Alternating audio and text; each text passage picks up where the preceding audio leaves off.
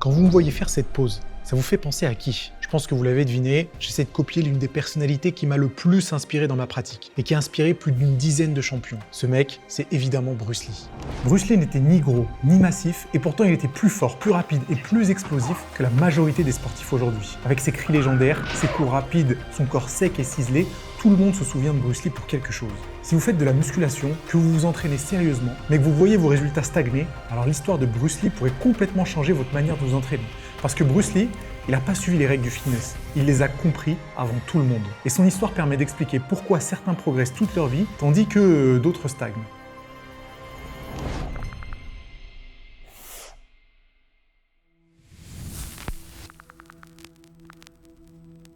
Bruce Lee, il n'est pas né fort, et c'est justement ça qui est intéressant. Quand on pense à Bruce Lee, on imagine immédiatement un corps sec, explosif, incroyablement souple et rapide. Mais ce que peu de gens savent, c'est que Bruce Lee n'est pas né fort, loin de là. On est le 27 novembre 1940, lorsqu'il naît dans un hôpital de San Francisco, et une chose est sûre, il est rapidement confronté au racisme. Ses parents, en déplacement à ce moment-là, viennent tous les deux d'Asie, de Hong Kong précisément, qui est alors une colonie britannique. Ils choisissent donc naturellement de l'appeler Lee Jun-fan. Et c'est une décision qui plaît pas à l'infirmière.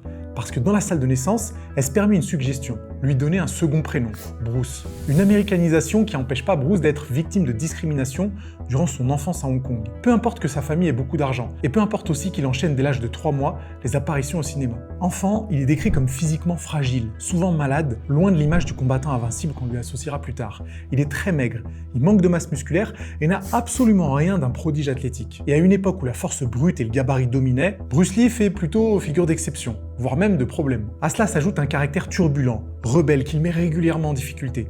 Il se bat souvent, il se met en danger et se retrouve marginalisé. Il rentre dans aucune case, ni le sportif modèle, ni l'élève discipliné. Résultat, il est rejeté, incompris et très loin d'un environnement propice à la réussite. Et dans son quartier, les petits Britanniques le ramènent toujours à ses origines et se moquent même de ses yeux bridés. Enfin ça, c'est jusqu'à ce qu'il décide de se défendre. L'âme cachée à l'intérieur d'un stylo, chaîne épaisse, pour provoquer la bagarre, Bruce Lee il a plein d'idées. Il rejoint d'ailleurs un gang de rue peu de temps après, des gros durs avec qui il fait n'importe quoi, et ça au point qu'il se pose bientôt une question. Qu'est-ce qui se passerait si je me battais sans avoir ma bande de potes derrière moi? Il trouve d'ailleurs sa réponse peu de temps après, parce que juste après ses 13 ans, Bruce se prend une raclée par un gamin à peine plus âgé que lui. Un gamin qui, d'ailleurs, ne compte pas sur ses copains pour se défendre, simplement sur son kung-fu. Pour Bruce Lee, c'est une leçon. Mieux, une révélation qui lui permet de faire quelque chose de radical. Il cherche à comprendre comment fonctionne son corps. Là où beaucoup s'entraînent pour ressembler à un modèle, Bruce Lee a commencé à s'entraîner pour se défendre. Il voulait être plus rapide, il voulait être plus fort relativement à son poids de corps, plus efficace, plus résilient. Et c'est ce raisonnement-là qui lui a permis de devenir une icône internationale aujourd'hui. Pour Bruce Lee, l'entraînement, ça a jamais été une question d'apparence. C'était pas non plus un moyen de se sentir mieux devant un miroir ou d'impressionner qui que ce soit. S'entraîner pour lui, c'était une nécessité, presque une question de vie ou de mort. Les arts martiaux deviennent alors pour Bruce Lee un outil de survie. Chaque mouvement doit être utile, chaque geste doit avoir un objectif clair. Pas de fioritures, pas de démonstration inutile. Ce qu'il recherche, c'est pas la beauté du geste, mais son efficacité immédiate. C'est d'ailleurs comme ça qu'il va trouver son premier maître. Son nom, c'est Yip Man ou Ip Man. Et sa particularité, c'est que c'est l'un des meilleurs profs de Wing Chun, une sorte de Kung Fu. Une discipline basée sur l'économie de mouvement, la vitesse d'exécution et la précision. Il n'y a rien qui est superflu. Tout est pensé pour fonctionner dans le chaos réel d'un affrontement. Dans les années qui suivent, Ip Man lui apprend tout ce qu'il sait. Il lui apprend les mouvements en les lui faisant répéter sur un mannequin, à prédire les intentions de son adversaire grâce au toucher, mais aussi à servir de sa tête. Le Kung Fu, c'est pas qu'une manière de combattre, c'est un art influencé par la philosophie. Et c'est là que son approche devient profondément différente de celle de beaucoup de pratiquants, que ce soit à l'époque ou même aujourd'hui encore. Là où beaucoup cherchent à optimiser leur apparence, Bruce Lee optimise sa capacité, ce qu'il peut faire avec son corps, comment il se déplace, comment il génère de la force, comment il s'adapte. Et sans le savoir, il pose déjà les bases d'une idée qui va devenir centrale des décennies plus tard. Un corps performant bat toujours un corps simplement esthétique. Et ce raisonnement-là, ça va complètement transformer sa manière de s'entraîner. Sauf que quand Bruce Lee arrive à Hollywood pour essayer de se faire une carrière dans le cinéma, il va pas se heurter seulement à la concurrence, il se heurte à un véritable mur. À cette époque, un acteur asiatique, c'est ni le héros, ni le combattant, ni le personnage principal. On lui propose que des rôles secondaires qui sont ultra caricaturaux et même parfois silencieux. Comme par exemple quand il était le sidekick dans Le Frelon Vert, homme de main asiatique dans Marlowe, prof d'arts martiaux dans Longstreet, mais aussi comme chinois rigolo, rôle que, pour le coup, Bruce refuse toujours. Let me ask you, however, about the problems that you face as a Chinese hero in an American series. Have people come up in the industry and said, well, we don't know how the audience are going to take a non-American? Unfortunately, such thing does exist in this world, you see. Like, they think that business-wise, it's a risk. On lui attribue ni puissance, ni charisme, ni autorité. Bruce Lee comprend alors une chose essentielle. S'il veut être pris au sérieux, son corps devra parler pour lui. Il ne peut pas imposer sa place par le statut ou le réseau. Il va l'imposer par son physique. Et pas n'importe quel physique. Parce que Bruce Lee cherche pas à être massif. Il cherche pas à ressembler aux standards du bodybuilding de l'époque. Il veut construire un corps sec, explosif, nerveux, capable de bouger vite, de frapper fort et surtout de paraître crédible à l'écran. Il en est convaincu, pour progresser, il doit avoir une approche presque scientifique de la discipline. Il va donc se fixer des objectifs fonctionnels à court terme, comme améliorer son endurance ou son explosivité. Il pioche donc dans des exercices dans plein de disciplines différentes. Il les teste, ensuite il les ajuste. S'ils tiennent pas leurs promesses, ça dégage. C'est une approche empirique novatrice pour l'époque, qui partage bientôt avec différentes stars. Pour compléter ses fins de mois, Bruce Lee est devenu le coach préféré des stars d'Hollywood, que ce soit Sharon Tate ou encore Steve McQueen. Mais il est fatigué de côtoyer des stars sans pouvoir en être une. Il prend donc une décision, il retourne à Hong Kong.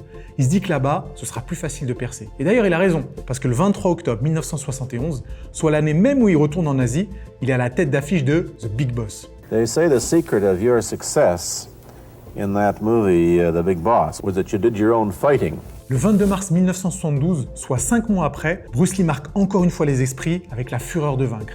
Et le 1er juin 1972, son troisième film, La Fureur du Dragon, devient le plus gros succès du cinéma hongkongais. À l'écran, ses mouvements sont précis, économes, rapides, rien n'est exagéré, rien n'est superflu. Et c'est exactement ce contraste qui marque le public. Là où d'autres impressionnent par la taille, Bruce Lee impressionne par la maîtrise. Il impressionne tellement en fait que peu de temps après, Hollywood va le rappeler. Et cette fois, les producteurs américains ne veulent pas lui confier de second rôle. Ils veulent lui confier une tête d'affiche dans Opération Dragon. Et le message est fondamental. Son physique ne devient vraiment convaincant que lorsqu'il est cohérent avec ce qu'il est censé faire. La force, la vitesse, la coordination, la stabilité, tout se lie dans la manière de bouger. Bruce Lee l'a bien compris et c'est là que son entraînement devient révolutionnaire.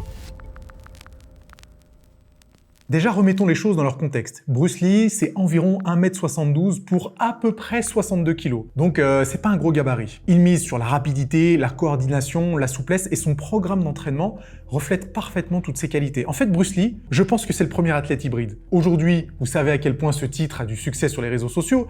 Bruce Lee, c'est l'incarnation même de l'athlète hybride. Il est fort, il est puissant, il est rapide, il a une bonne coordination, il a un bon cardio, il a une excellente souplesse et en plus de ça, on allie la philosophie du kung-fu. C'est aussi pour ça que son histoire me passionne autant, parce que selon moi, en plus d'être une icône du cinéma, c'est l'exemple par excellence dans le domaine du sport. Et on a de la chance, parce qu'on a pas mal de traces de ses entraînements de l'époque. Peut-être que vous avez déjà vu des pages de son carnet d'entraînement sur internet. Carnet d'entraînement qui date de mai 1965. On est en plein dans les années 60, et Bruce Lee faisait déjà un entraînement hybride à base de musculation, renforcement musculaire, souplesse et évidemment tous ses entraînements d'arts martiaux. Pour la muscu, j'ai le programme sous les yeux, et c'est absolument passionnant. On a une séance type qui ressemble un petit peu à du full body, même s'il manque pas mal de groupes musculaires, mais ça nous laisse imaginer à quel point il était rigoureux dans le suivi de ses séances. On a pour la séance du jour du squat, de la French press, vous savez, c'est l'exercice pour les triceps où on passe la barre derrière la tête, du curl incliné, du curl concentré, des pompes, des flexions et des extensions de poignets pour travailler les avant-bras. On a aussi des extensions mollets, des exercices pour les abdos, en bref,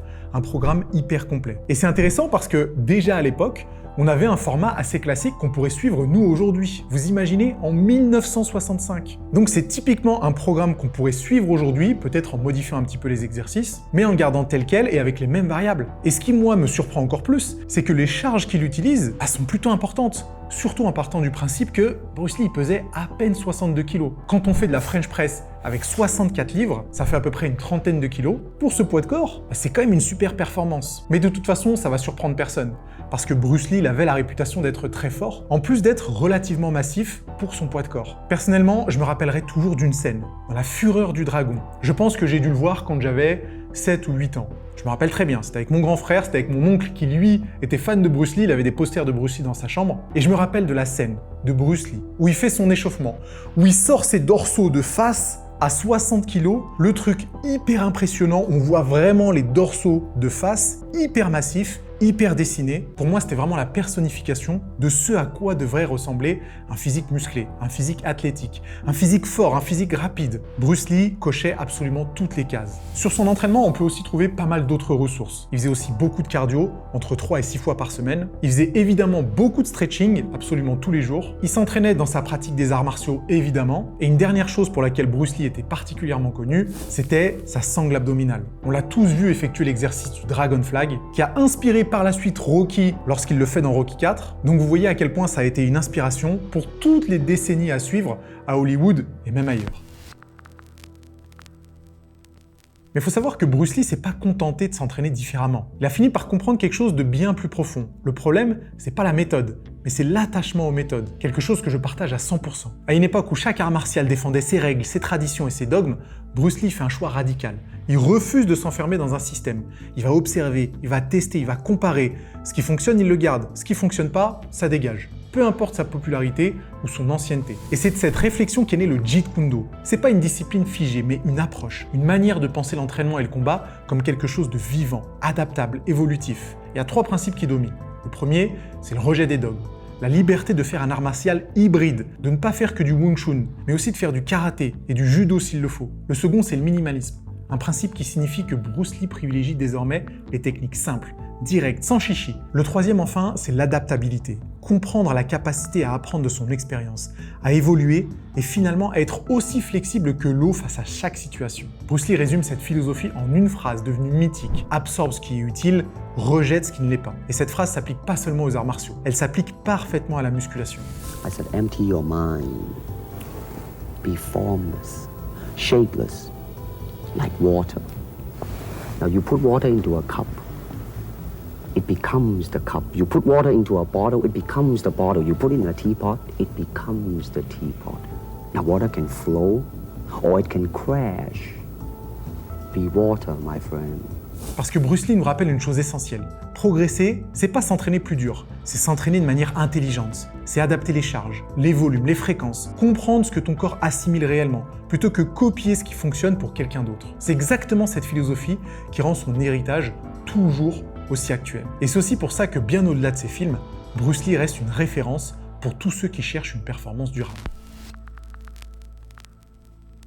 À la suite du succès du film Opération Dragon, les clubs d'arts martiaux affichent complet. Sportifs confirmés, néophytes, simples curieux, tout le monde veut faire du Jeet Kune Do. D'ailleurs, la popularité de Bruce Lee, elle fait plus que donner envie aux gens de se mettre au sport. Elle révolutionne la manière d'en faire. On est dans les années 70, et à ce moment-là, dans les salles de sport, la motivation est surtout l'aspect esthétique de la discipline. Faut dire qu'à l'époque, il y a de plus en plus de bodybuilders qui le visibilisent. Il y a Arnold Schwarzenegger, Franco Columbu, pour ne citer que. Look at this. I mean, this. How would you like to develop an arm like this? I mean, it doesn't say on front of that you're going to live longer, live better.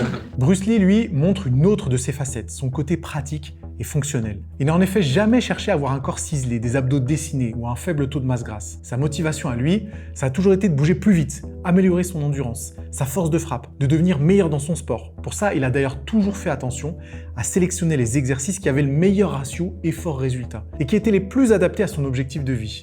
C'est une vision pragmatique de l'entraînement qui inspire un nouveau public. Et encore mieux, dans les années 90, elle est suivie de l'émergence d'un nouveau mouvement, le functional training. C'est un type d'entraînement qui cherche qu'une chose, améliorer sa condition physique pour mieux bouger et mieux vivre. D'abord en s'appuyant sur des exercices qui reproduisent les mouvements du quotidien, comme par exemple la marche du fermier, le pistol squat, les tractions, et ensuite en favorisant les exercices qui mobilisent plein de groupes musculaires en même temps. Parce que comme Bruce Lee avant eux, l'objectif de ces pratiquants c'est d'avoir le meilleur ratio effort-résultat. Enfin ça, même s'il faut le dire, durant la même décennie, son corps sec et musclé a influencé aussi l'aspect esthétique de la discipline. Il avait un taux de masse grasse hyper bas, et ça devient même une référence pour certains bodybuilders. Dorian Yates, qui enchaîne les victoires à Mr. Olympia à cette époque-là, va reconnaître que Bruce Lee c'est une de ses inspirations. D'ailleurs, Bruce Lee va pas juste bousculer le monde du bodybuilding, il participe aussi à l'évolution des arts martiaux. Parce que plus de 30 ans après qu'il ait popularisé la pratique hybride des sports de combat, on a l'apparition du MMA. Et ça au point que même le président de l'UFC, Dana White, a considéré que Bruce Lee était un peu le père du MMA.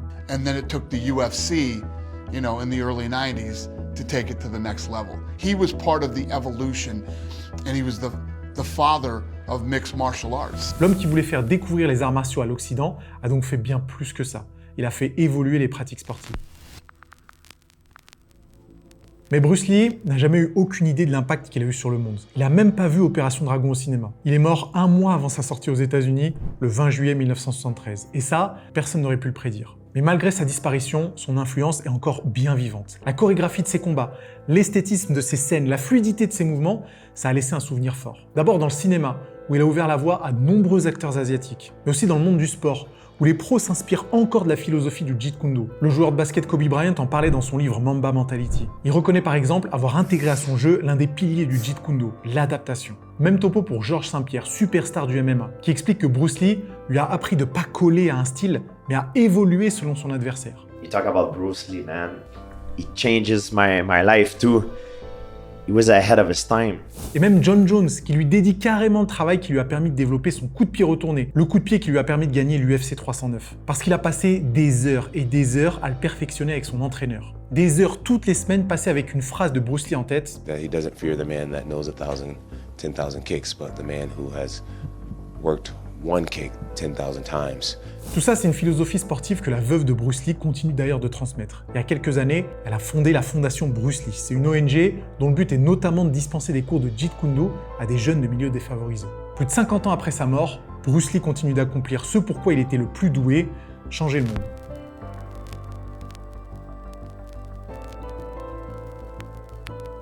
J'espère que vous appréciez autant que j'apprécie ces vidéos portraits de mes idoles d'enfance. J'ai fait il y a quelques semaines celui de Stallone, ça vous a beaucoup plu. La vidéo est juste là si vous l'avez manqué. Et n'hésitez pas à me dire dans les commentaires quelle autre personnalité vous voudriez voir sur cette chaîne.